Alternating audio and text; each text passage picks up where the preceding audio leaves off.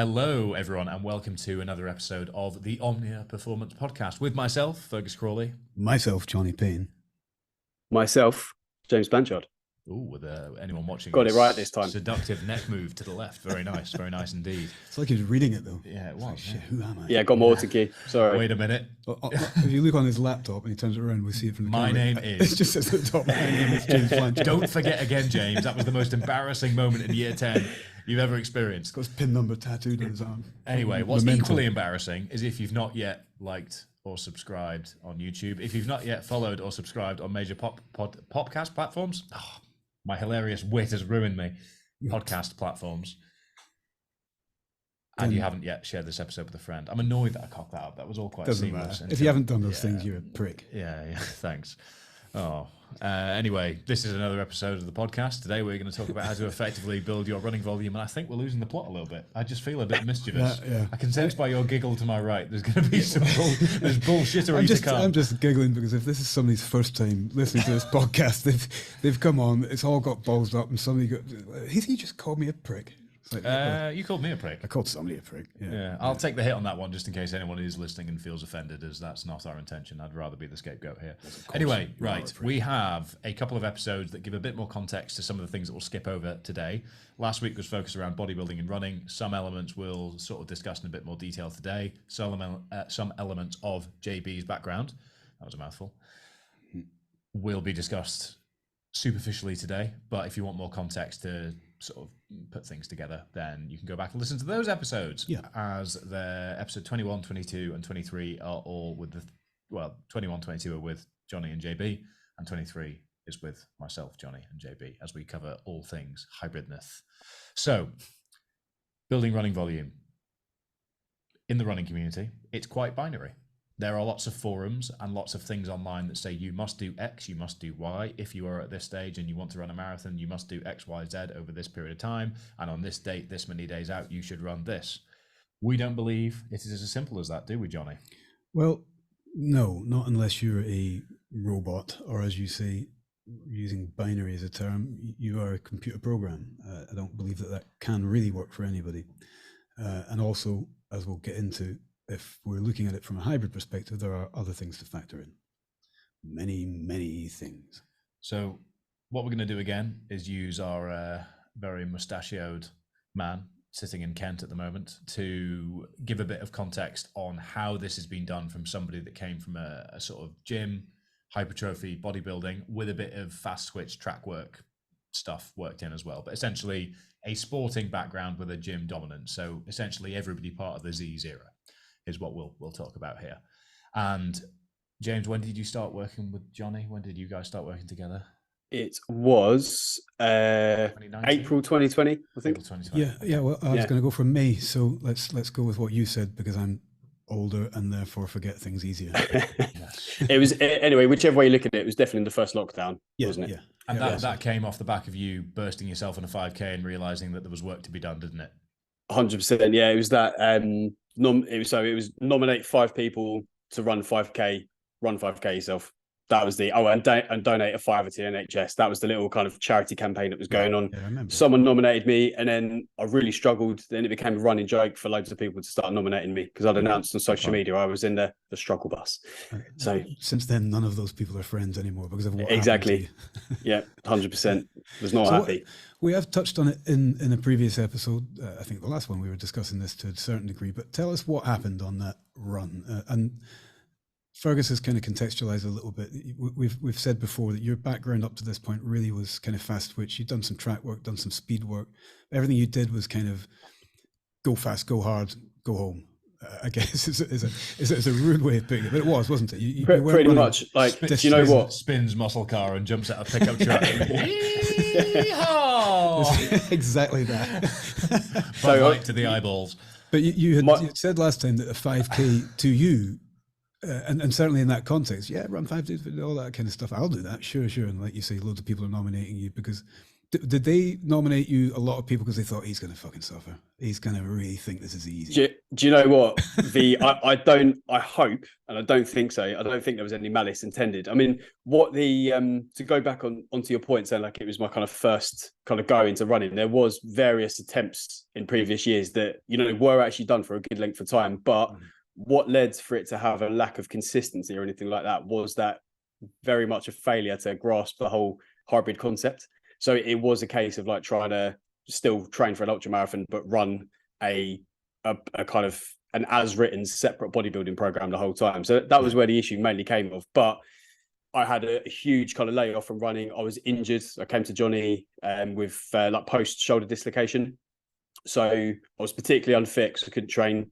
I was particularly unfit because I was, if I'm honest, probably like struggling with it mentally, and I'd eaten myself 5 or 6 kilos heavier. So that first 5K was horrific. So you mentioned like, what did I kind of struggle with? It was definitely a cardiovascular fitness side of things. It was my shins and feet were in absolute bits. Did you have DOMs afterwards as well?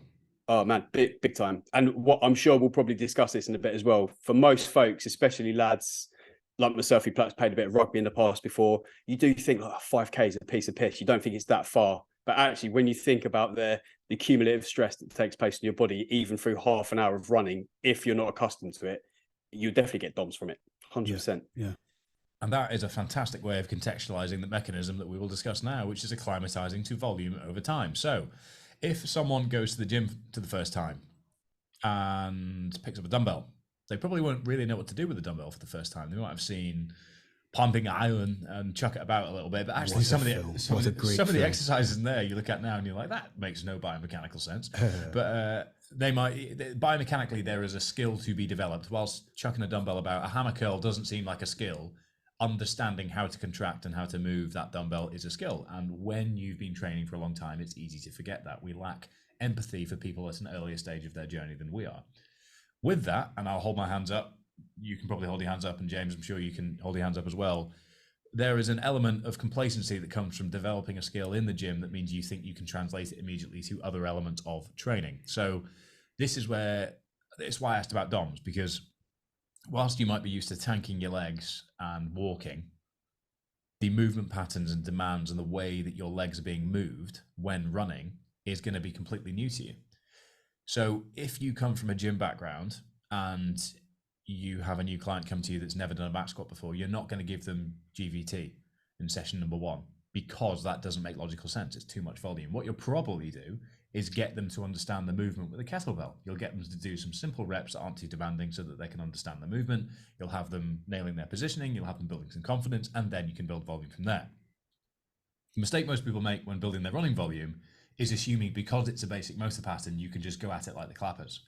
And that's where mistakes are made. Injuries can occur.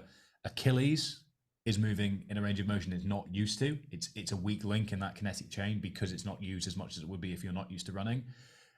Your calf complex and everything going on there, the way your hamstrings are utilized, the way your glute meds are utilized, your general stride, the impacts in your knees, your stride and gait are all things to consider and all completely individual. So when you're coming at this new, patience is really a virtue. And especially when you're a higher body mass because of a background in rugby, a background in lifting, we're assuming that somebody's coming to this from a sort of background of gym training, because generally that's where most of the people that we work with come from. Yeah. So it's something to consider for sure. But I'm not saying that running forums are wrong.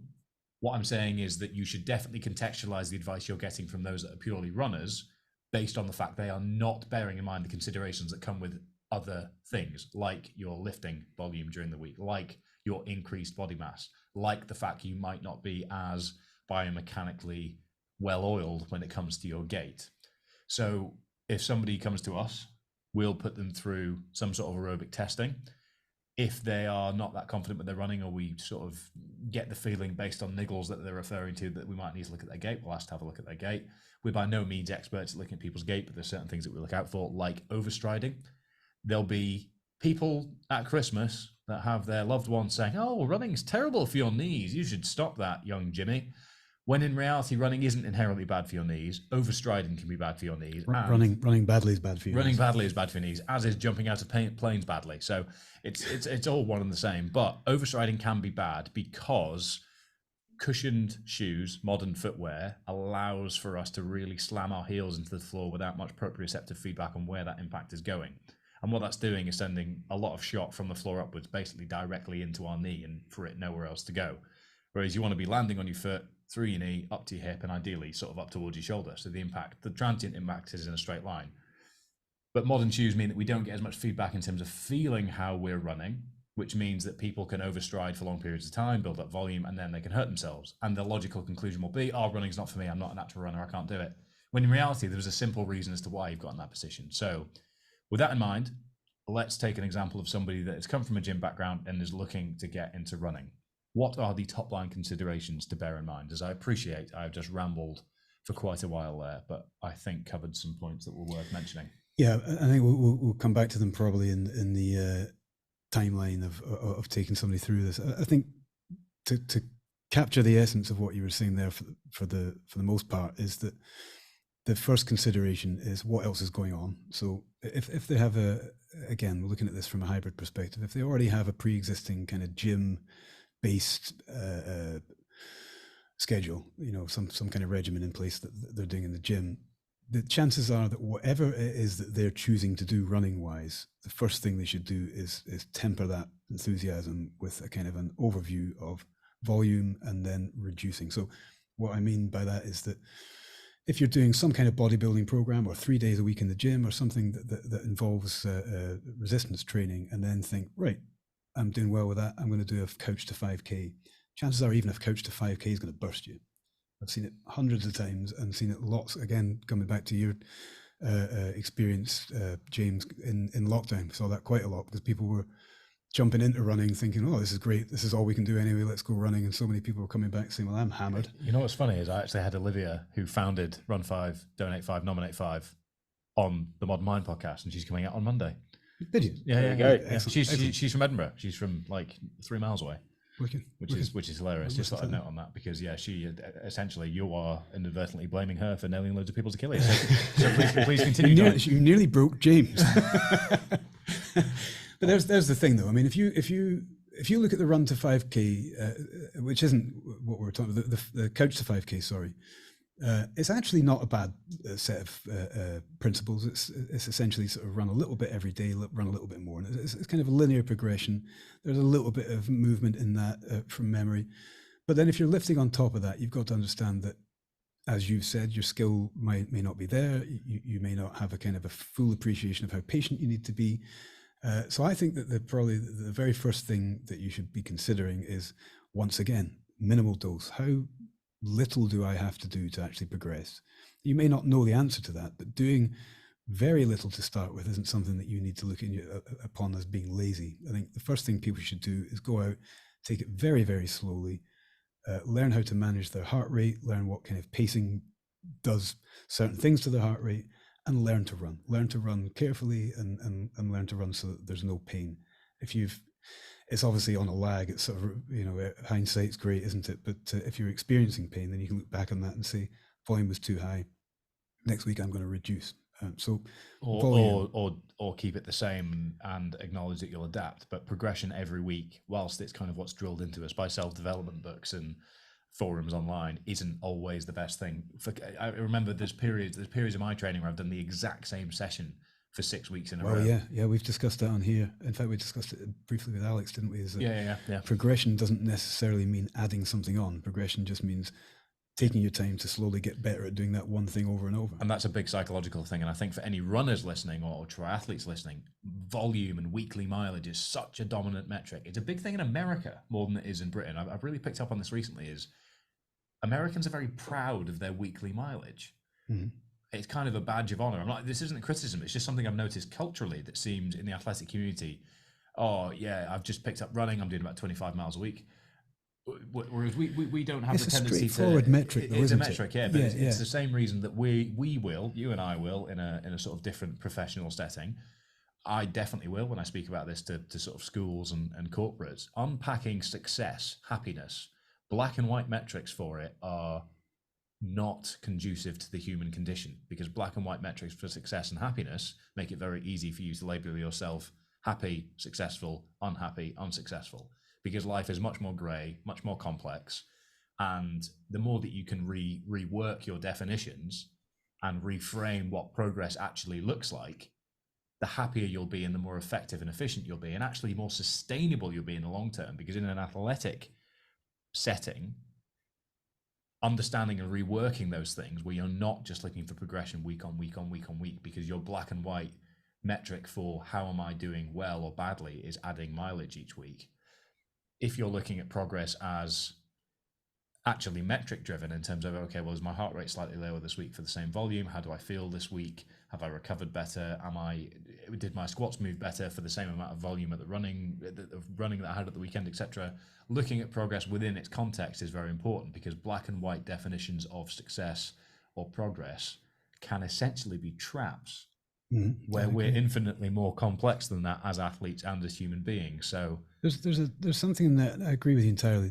There's something in there that you said about addressing the definitions, though. And one thing that's key that you're saying that culturally you're recognizing is that the addition of an extra mile, an extra 10 minutes, an extra something per week makes perfect logical sense. That is good. That's good because I am getting better. But it's just allowing a little bit more understanding of within what means and how do you measure something without actually having to kind of take yourself quote unquote further. So James, bring it back to you. The first, and what we do with most athletes in actual fact, but one of the first things we got you to do was to go out, keep your heart rate in an aerobic zone. So zone 2. At that point, we didn't know where your heart rate, what the spectrum was. So it was a case of giving you the kind of the under 140 is generally what we go. Yeah, we say cap it at 140. Don't go any higher than that, and just let me know how far you get, how you felt, etc., etc. And you, like everybody else, ended up. Correct me. Well, tell me what was your experience with that first half an hour at 140? Don't let your heart rate come up above that. Well, I think first it's a bit of a kick in the ego, isn't it? Because you, if it's your first time doing that, you're not used to using that internal feedback of heart rate. You get pissed off with it, right? You feel exactly. Oh, fuck's sake, I've got to stop and walk. Because as soon as I've started jogging, it's gone up to like 160. And it's really difficult in that first instance, isn't it? To just take a minute just to realize, right, I'm doing this for a reason. So therefore I need to do it, right? You need to kind of just get out of your own way, put your ego to one side. And I think that was probably the most standout observation from doing it and reflection. And I think then after doing that is one of the things that I've taken, actually, funny enough, some of the most satisfaction from is being able to actually stay below 140 and be able to actually run for an extended period of time rather than having to keep stop. Exactly. And funnily enough, your actual performance in racing, time trials, whatever it might be, goes up along with that as well. So of course it works, but you just don't see it in that first instance. All you see it is a source of frustration, pisses you off. Right. You feel like you should be able to do better. It's such a simple mechanism, isn't it? And there's a threefold, well, from our perspective, from a coaching perspective, three things, more than really, but three key things that we're looking for. One is to see what kind of pacing you can produce at that heart rate. And then that gives us kind of another metric that we're trying to piece together a lot of metrics in that first short period. Another one is efficiency. So, and you've described it yourself, clearly at a certain heart rate, an aerobic heart rate, you were experiencing quite an inefficient capability, weren't you? In that you're running for a little bit, heart rate spikes. Oh God, I'm going to have to walk. That pissed you off, but you're going to have to do it to bring your heart rate back down. And it becomes this walk, run, which almost everybody goes through. You went through the same thing. I was on a treadmill, which actually allowed me to run the whole way. You manipulated speed as you went. Yes, but then when I did the same, we did the same test outdoors, and my immediate instinct was way too hard. So essentially I spent the first 15 minutes of the 30-minute tests just completely unaware of how to approach things. So I was too fast, okay, too slow, okay. So it's just it's a skill. It's exactly that's where I was going with it. That's it was a complete shock to the system. The example I really want to highlight is very early on, because I actually responded quite well from an aerobic capacity from the off. I remember it really clearly. This was still when I was living in London. My parents had left Edinburgh and none of my friends had spare rooms. So I was up for some sort of PR, press stuff, promotion around the First Movember Challenge, and I'd actually booked a hotel. This is how I remember it really well, because I remember seeing the pizza box on my bed in this hotel afterwards.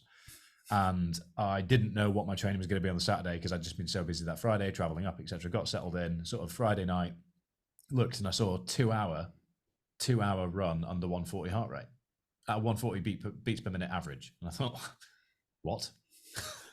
2 hours? Are you joking? And I messaged Johnny, like, is this a mistake? He's like, no. Crack on. Yeah. So the hotel was, for anyone that cares, right at the bottom of the Union Canal. So this is quite literally where my very, very familiar relationship with the Union Canal began.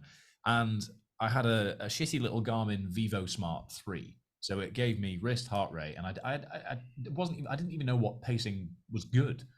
And I think my list pace was 8 30-minute miles the whole way through. I did a 1:45 half marathon off the bat. Like, again, it goes to show that obviously genetically I do have a predisposition to adapt to things very well, because that completely shocked me. But the thrill I got from going out for a run that I had no comprehensible understanding of how on earth I was going. I'd never run for more than 40 minutes at this point in my life. No, maybe 45 minutes, because I was obsessed with my 10K time when I was like 17, 18. So 45 minutes was probably the longest that would have taken me back then. But 2 hours, I had no concept. And then actually 45 minutes in, my legs were fine, my lungs were fine. I was kind of switching off, looking around, enjoying the setting. And I was really proud and pleased to be engaging with the city that I know well, the pathway that I know well, running on it, because I was never the guy that ran. So to be able to do that comfortably and enter this completely new zone of movement was really, really rewarding and enjoyable. And from that point onwards, it's just been building aerobic capacity from there. It has, mate. And your story's well documented in our particular realm. But the going back to James and that same scenario is, and almost everybody, there's another psychological element that you were talking about. So going back to what I was saying about sort of a few things that we want to find from that particular test. One is to help the athlete understand their efficiency or their inefficiency, and give them a kind of an opportunity to address that and go, okay, I realize what's going on here.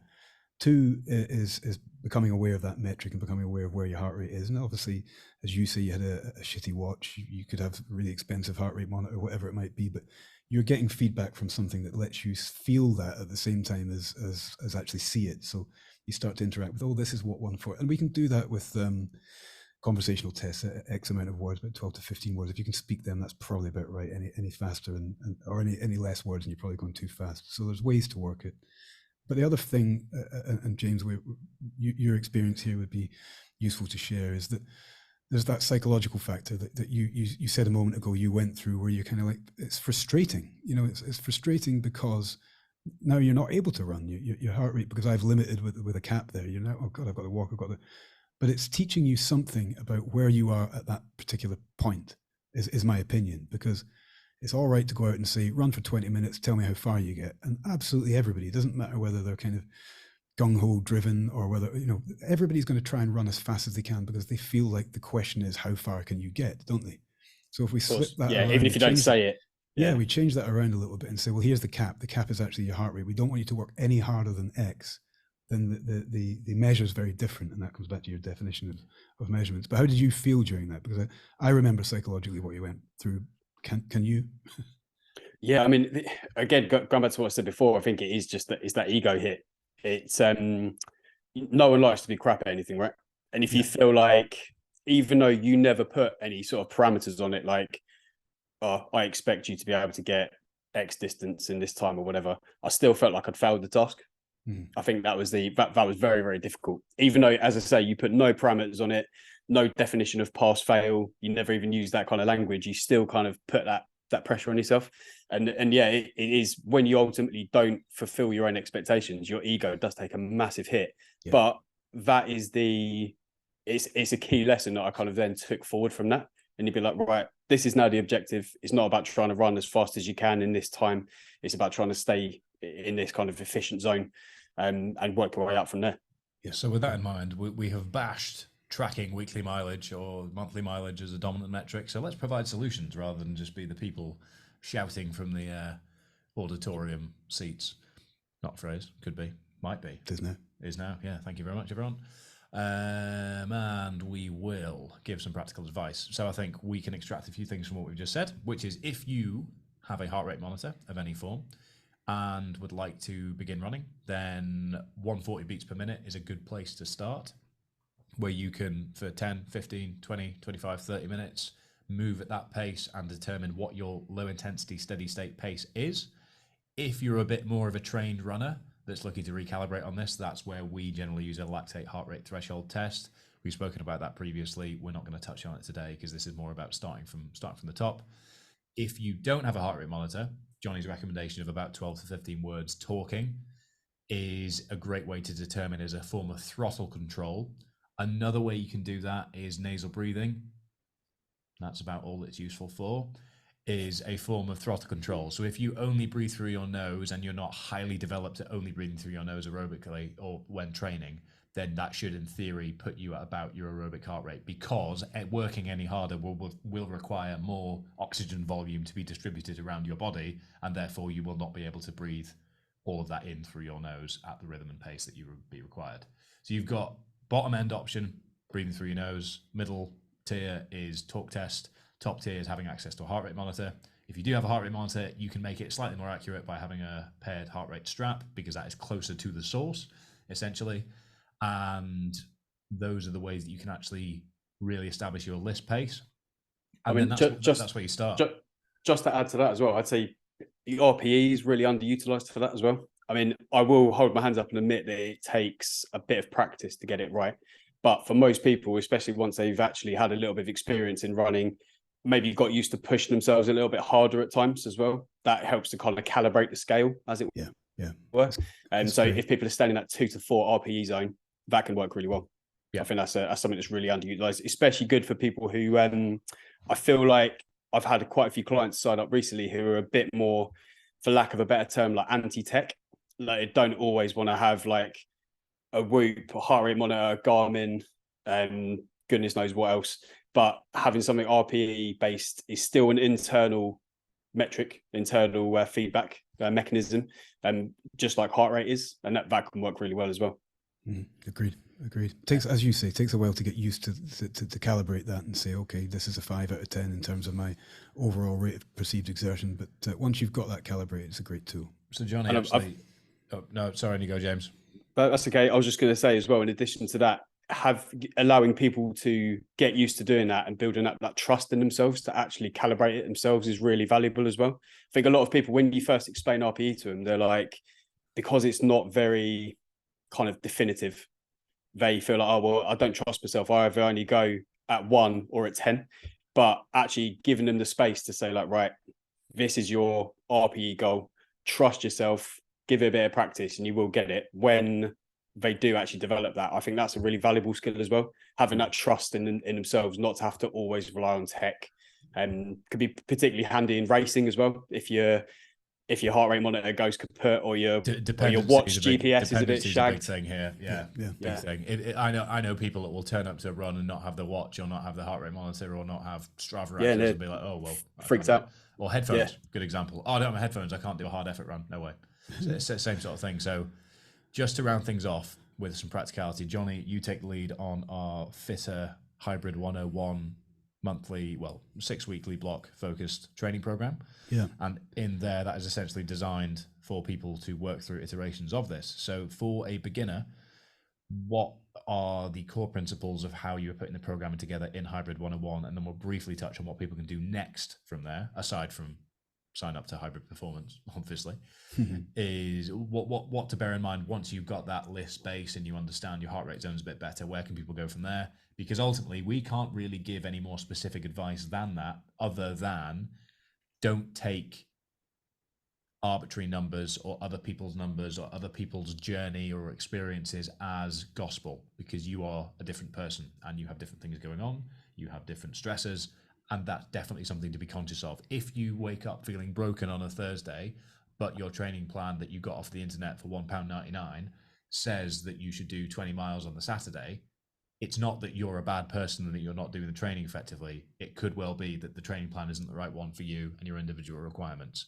So Jonny, just circle back to the thing that I said before I slightly went off on one. But the Hybrid 101, the principles that we've got with that are really straightforward, in the sense that we're looking for people to develop a an aerobic base, very much based on what it is that we've been talking about throughout this. And the programming itself over the course of a week, and it fluctuates a little. There's a few people in there that have been there a while, so we kind of open it up and shut it down a little bit every now and again. But we're looking at between 30 and 90 minutes a week of zone 2 training. Now that can be across different modalities, but if we're focusing on running, which we do in the Hybrid 101 community, what we're looking at is sometimes only 10, 15 minutes out.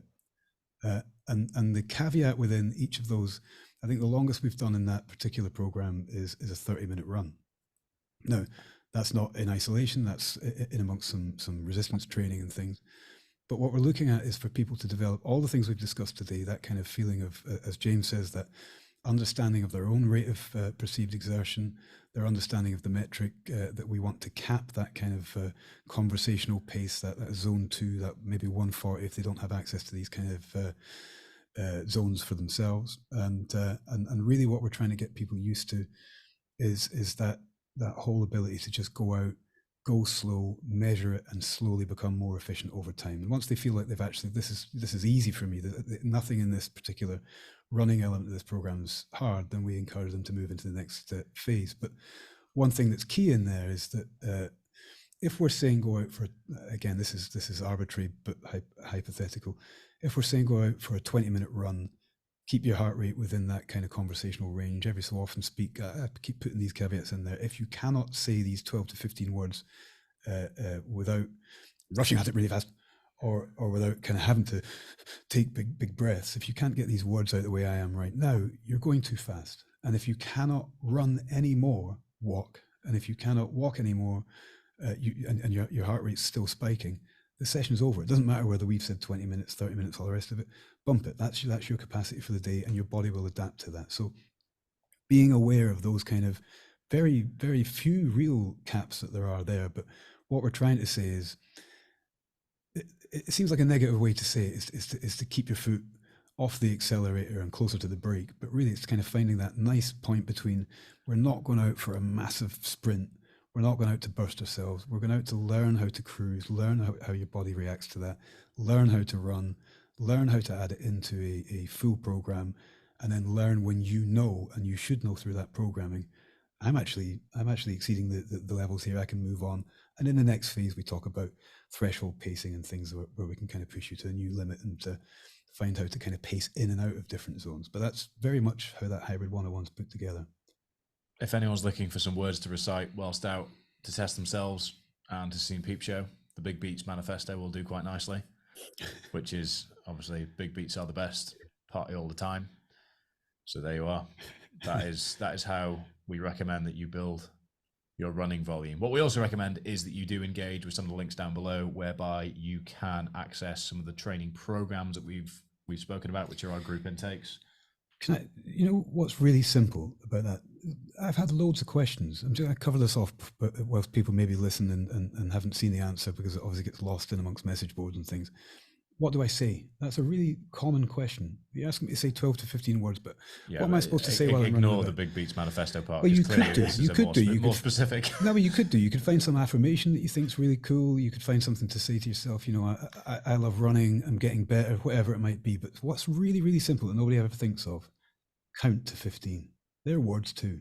1, 2, 3, 4. We can do it. Yeah. Just do that. Just count to 15. What After comes after 5. 4? Listen, we'll write this. We'll put it in the show notes. 1 to 12 scale. This is an informative podcast, ladies and gentlemen. But listen, that's as simple as it gets, and it's really simple, because people do struggle, and then they think, "Oh fuck, I feel stupid. What if somebody hears me?" You can just mumble it. Just mumble 1 to 15 under your breath. If you find yourself at 9 having to take a big deep breath, you're going too fast.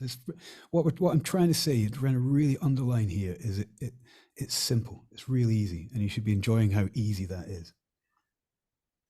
Agreed. Carry on. Agreed. No, and to circle back, as Jez would say, it felt like a much more all-encompassing manifesto. But nonetheless, as I was saying, you can engage with the training programs that we run in 6-week blocks as sort of group intakes, communities in there for Hybrid 101, Hybrid Performance in Omnia Paritas, or the Wintering. So very specific focuses in there. If you're interested in any one-to-one elements, then all 3 of us are available for that. We have our unique specialisms and all follow the same methodology. So you will be receiving the full Omnia Performance treatment with whichever one of us you end up being with. And don't forget to like the video if you're watching, comment down below with your thoughts and feelings if you are watching, and follow or subscribe if you are listening. Rate the show 5 stars, and please share with a friend. Jonny, fun fact about you to finish in 1 sentence. I know how to count beyond 15. Okay, James. I didn't even hear what the question was. Fun That's fact a about good start, yourself isn't it? in a sentence. Fun fact about myself: I have a pigeon phobia. True story. That's a topic for another podcast. That's going to be really. No. That's it. That's it. I promise you that's true. But until next time, that's it. Yeah, I want to know more. And I am severely allergic to peanuts. And actually, at Battle Cancer last year, almost died as a result of it. So that was hilarious. It was hilarious, wasn't it? Upon reflection, brackets, close brackets, full stop. Anyway, thank you very much for listening, and goodbye. Goodbye. Goodbye.